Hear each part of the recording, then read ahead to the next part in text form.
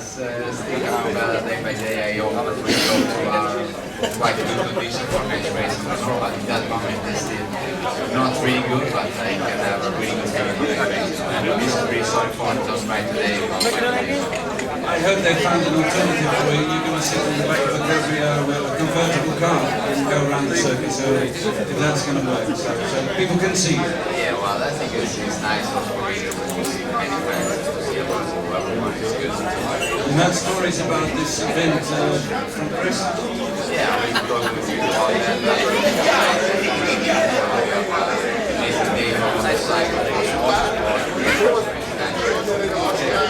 Starting on with Chris. Chris, you seem to be on a roll right now. Team Podium finishes in a row. Holiday now, getting back into the rhythm. Yeah, definitely. You know, the season was a slow start for us, but we're getting on track now. You know, it's unfortunate that Loris has had his injury. Otherwise, I'm sure we'd be fighting with him up front. Yeah, it's been good. 2 third places, but we want to improve on that too. You know, we want to get the bike on stuff. It's going to be an improvement on the bike. It's going to be a new bike. No, I hope so.